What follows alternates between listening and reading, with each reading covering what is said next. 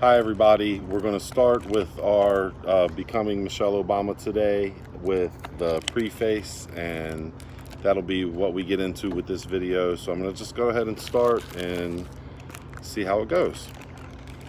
March 2017. When I was a kid, my aspirations were simple. I wanted a dog. I wanted a house that had stairs in it, 2 floors for one family. I wanted, for some reason, a 4-door station wagon instead of the 2-door Buick that was my father's pride and joy. I used to tell people that when I grew up, I was going to be a pediatrician. Why? Because I love being around little kids, and I quickly learned that it was a pleasing answer for adults to hear. Oh, a doctor, what a good choice. In those days, I wore pigtails and bossed my older brother around and managed, always and no matter what, to get A's in school. I was ambitious. I didn't know exactly what I was shooting for. Now I think it's one of the most useless questions an adult can ask a child. What do you want to be when you grow up? As if growing up is finite, as if at some point you become something and that's the end. So far in my life, I've been a lawyer, I've been a vice president at a hospital and a director of a nonprofit that helps young people build meaningful careers. I've been a working class black student at a fancy, mostly white college. I have been the only woman, the only African American in all sorts of rooms. I have been a bride. I have been a stressed out new mother, a daughter torn up by grief.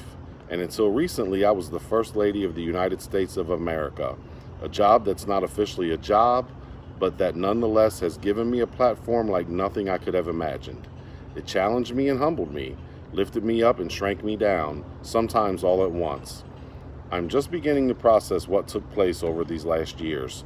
From the moment in 2006 when my husband first started talking about running for president, to the cold morning this winter when I climbed into a limo with Melania Trump, accompanying her to her husband's inauguration, it's been quite a ride. When you're First Lady, America shows itself to you in extremes. I've been to fundraisers in private homes that look more like art museums, houses where people own bathtubs made from gemstones. I've visited families who lost everything in Hurricane Katrina and were tearful and grateful just to have a working refrigerator and stove.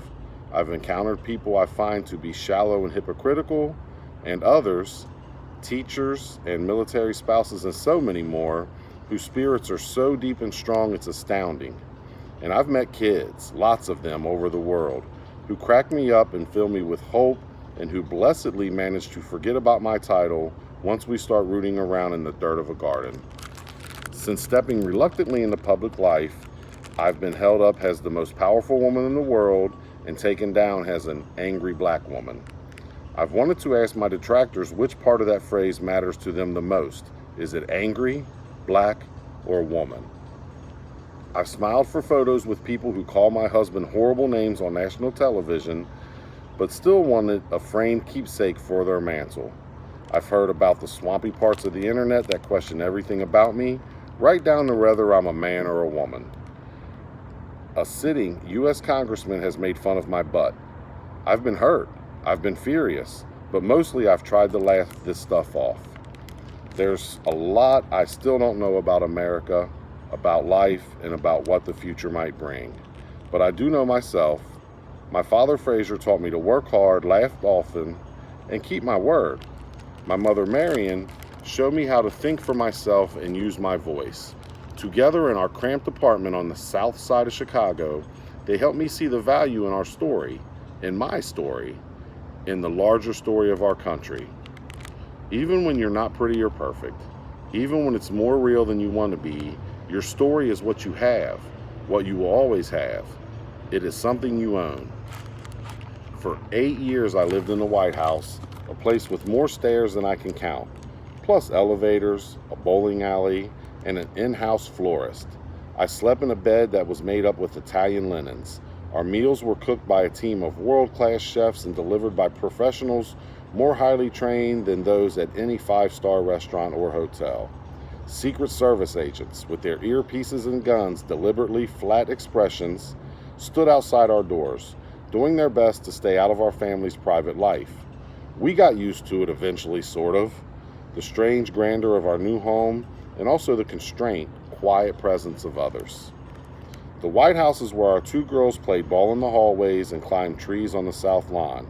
It's where Barack sat up late at night, poring over briefings and drafts of speeches in the treaty room, and where Sonny, one of our dogs, sometimes pooped on the rug.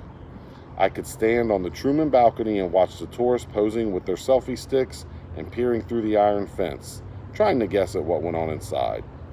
There were days when I felt suffocated by the fact that our windows had to be kept shut for security and that I couldn't get some fresh air without causing a fuss. There were other times where I'd be awestruck by the white magnolias blooming outside, the everyday bustle of government business, the majesty of a military welcome. There were days, weeks, and months where I hated politics. And there were moments where the beauty of this country and its people so overwhelmed me that I couldn't speak. Then it was over. Even if you see it coming, your final weeks are filled with emotional goodbyes. The day itself is such a blur. A hand goes on the Bible, an oath gets repeated, one president's furniture gets carried out while another's comes in. Closets are emptied and refilled in the span of a few hours. Just like that, there are new heads on the pillows, new temperaments, new dreams, and when it ends, you walk out the door for the last time from the world's most famous address. You're left in so many ways to find yourself again.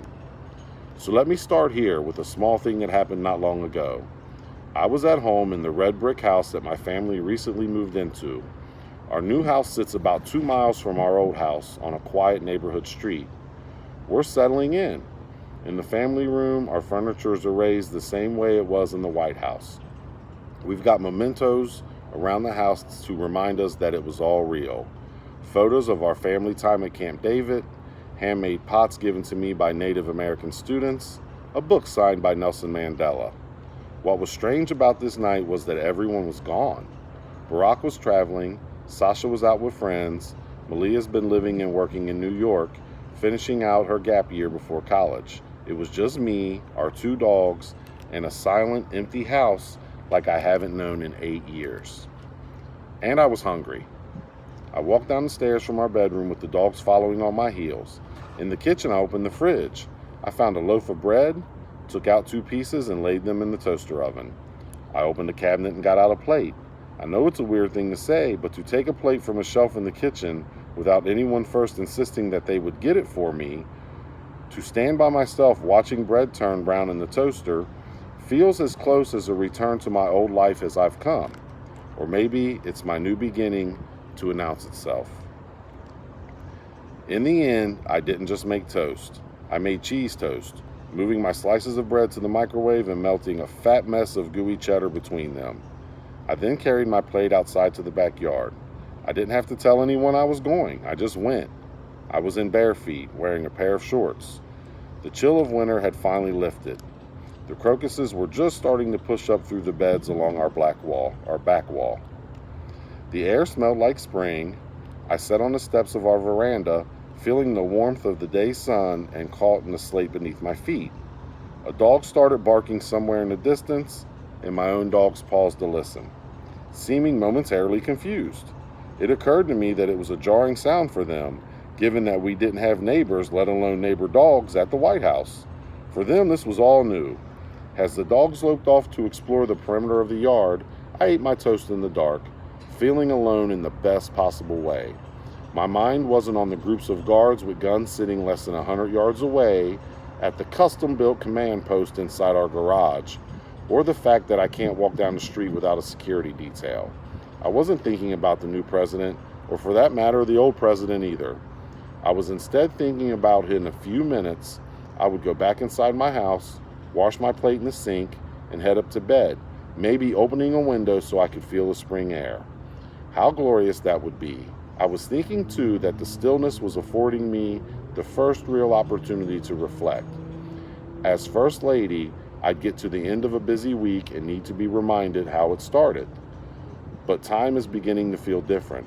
My girls, who arrived at the White House with their Polly Pockets, a blanket named Blanky, and a stuffed tiger named Tiger, are now teenagers, young women with plans and voices of their own. My husband is making his own adjustments to life after the White House, catching his own breath. And here I am in this place with a lot I want to say. So that's our preface in Becoming Michelle Obama. Our next video, we will explore chapter 1. The videos will be broken up, so we will not do a chapter each video. It'll be a few minutes each video, and eventually we will have made our way through the entire book. And just a couple of my thoughts into this. First, the fact that once a president leaves the White House, they still have a security detail for at least 20 years, if not longer. Some presidents choose to hire private security. Others use the security the government provides. It would be a strange way for me to live with men and women armed in my garage 24/7. And how amazing and exciting and exhilarating must it have been to live in the White House. All of this we're going to learn more about over the next couple weeks. I really appreciate your patience with me. I'm going to stutter a little bit. I'm going to mess some words up and go back over. I'm going to be moved at times and stop reading. So I just appreciate you guys taking this journey with me, and we're going to learn a lot about everyone, and we're going to start with Michelle Obama.